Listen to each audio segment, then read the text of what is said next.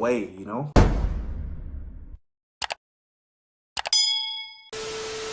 What's going on, y'all? It's the kid Footwork Fabian, Big Boss Fabo. I'm back again with the reaction for y'all, man. I'm back with the Gordon Ramsay reaction. I'm reacting to Gordon Ramsay's Mexican-inspired recipes. I'm excited for this one, man. Been reacting to a lot of Gordon Ramsay content off his Gordon Ramsay channel.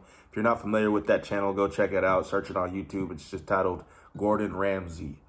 He does a lot of recipes, home cooking, stuff like that with his family and his home kitchen, I think, essentially. And they're dope recipes, they're dope tips, dope guides to cooking, and you can learn a lot from them, man. So like, comment, subscribe, hit the notification bell. Follow me on Instagram and Twitter at FootworthFabian, man. We're on the road to 1 million on this channel, man. So hit the subscribe button, pay it forward, share my channel, share my content, comment, like, all that good stuff. And let's have some entertaining fun here, man. Let's just watch some Gordon Ramsay stuff and get into the video. Chilies are a fabulous ingredient, and one of my absolute favorites is the chipotle. Oh my! Chipotles begin life as a green jalapeno pepper. The process of drying and smoking lends an intense smoky flavor to balance their spicy heat. Dried chipotles can be brought as a paste, powder, or whole, which is how I'll be using them in my big, bold lunch. Chilies come in all shapes and sizes and heats and are used throughout the world. But if there's one cuisine that has really turned cooking them into an art form, it's Mexican. They're experts at building layer upon layer, flavored with delicious chilies and spices. So, for my ultimate big and bold lunch, spicy Mexican soup. It's hearty, delicious, robust. Oh, I made a soup in the last video. Tortillas and a wonderful salsa. It's almost like a complete meal in one. Starting with some finely chopped red onions for my soup. Let's get some heat going early. These are chipotle, so they're smoky, rich. They don't come with any warning signal, and these are seriously hot. So be adventurous, but beware. A nice teaspoon of toasted cumin, oregano, dried. Now start frying off the spices, the heat. You'll see the chilies start swelling up. Delicious. Garlic. Be quite generous on the oil because that helps to blow out the chili. Right now, those onions and garlic are on fire. We're going to balance the sort of heat from the chipotle with sugar. Turn up the heat and really start caramelizing that sugar and the chili. Gives off the most amazing aroma. Next, fry up a tablespoon of tomato puree. Add a can of chopped tomatoes, cooked kidney beans, and vegetable or chicken stock to cover. There's something quite exciting about big and bold flavors, because in the restaurants you have to be somewhat controlled. You can't go crazy. So cooking these kind of dishes at home gives me that kind of release. Chilies, particularly when they're dried, continue to swell and release their heat as they're cooked. So the longer you cook your dish, the hotter it will be.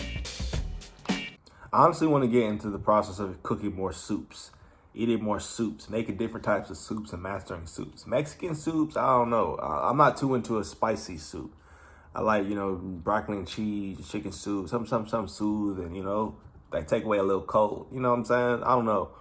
But soups are healthy, especially if you know what you're putting into them. They're just good for your soothing, they're warming. I feel like they kind of heal the body in a sense, you know? So obviously that's why people drink soups when they catch colds, etc. But it's not as powerful as it needs to be yet. And every 5, 6, 7, 8 minutes, it's going to get stronger, hotter, and more delicious. It's going to raise the Scoville. Bring that up to the boil and cook that out for 15 minutes. Whilst I allow the chili heat to infuse, I'm going to crack on with quick, crunchy tortilla chips and a fabulously fresh and spicy tomato salsa, known in Mexico as pico de gallo. Ooh, let me go. Start by finely dicing 3 ripe tomatoes, 1 or 2 deseeded fresh jalapeno peppers, and half a red onion. Then chop a good handful of fresh coriander, add the juice from 2 limes, salt and pepper, and a drizzle of extra virgin olive oil. For the tortilla chips, rub a little olive oil onto 6 large shop-bought wheat wraps. Sprinkle with smoked paprika and gently massage in. Ooh, that looks beautiful. Cut each wrap into triangles and spread them onto a baking tray. Bake for 3 to 4 minutes in a preheated oven at 180 degrees until golden brown and leave to cool. To complete my Mexican lunch, I need to finish my deliciously fragrant spicy soup. That boy a master. The spice is there. It is absolutely spot on. Now for the cooling down process.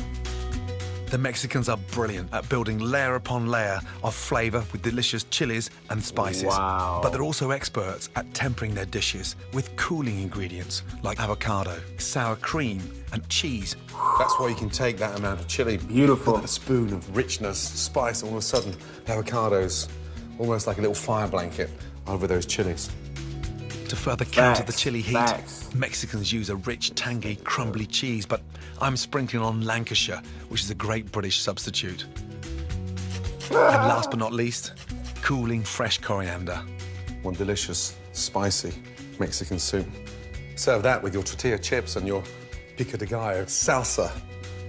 A phenomenal blend of textures and layers and spice and creaminess. That's a fire combo dish, and the way he just did it so pleasantly, you know what I mean? Like, that's what I was kind of thinking, you know, when you have a dish that's so strong and powerful, you need something to cut it. The richness and the creaminess of the avocados, you add some cheese in there.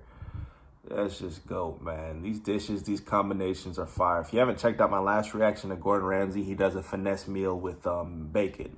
You know, he did a kind of like a potato soup with bacon and other veggies, corn, cream of corn mixed in, as well as a breakfast dish with bacon. But just the combinations, the meals, the preps that he puts together are perfect for lunches, dinners, and stuff. You know, obviously I'll try to experiment and I try to take mental notes with some of these things because you can always learn from these videos, man. Put your own twist, your own take on them.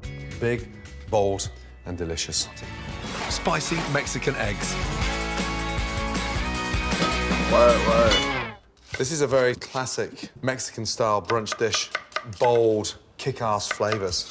Slice the chili, seeds in. Garlic sliced, nice and thinly. Tablespoon of olive oil. I'm a big fan of brunches, and if you get it right, a great brunch can see you right through to dinner. Now to start the sort of spicy, fragrant tomato sauce, get your cumin in there.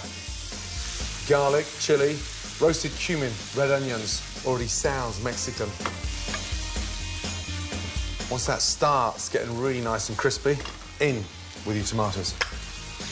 Never be embarrassed using good canned tomatoes. I do it all the time, cooking at home. Now, by reducing that, you sort of come down to a delicious paste. Leave that to simmer. Funny because he's always like talking about in like cooking competitions, if you use canned stuff, it's done, it's over for you. But he's like, man, I do it all the time, just don't worry about it. Next, canned beans called black beans. These are authentically Mexican, but cannellini beans or chickpeas will work just fine. Just rinse them, a little bit of water. That is beautiful. Turn off the gas and just let it absorb. Leaving the dense beans to luxuriate in the spicy tomato sauce will allow them to soften and soak up all the flavour. Next, oil and season an oven-proof dish for my spicy egg brunch to bake in. And just get some of that oil around the outside. Take your corn tortillas, slice them in half, and then just stick them to the side. These are a staple in Mexico.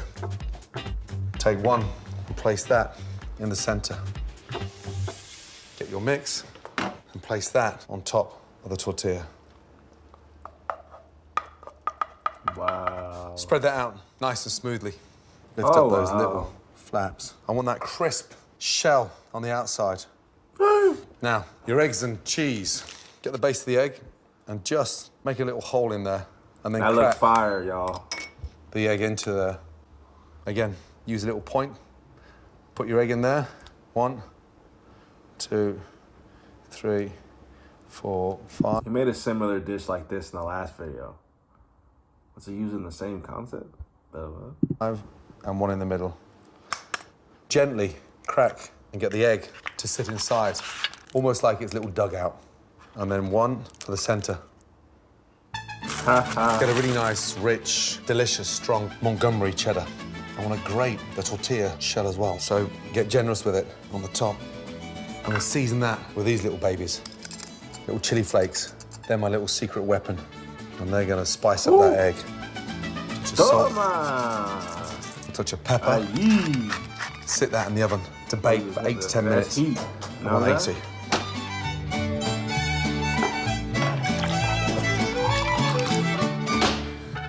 That smells incredible. Just a little bit of coriander to finish it off. And that, for me, is what brunch is all about. Let's go. A fantastic fiery brunch to get your party started. Spicy Mexican eggs in a crispy tortilla shell.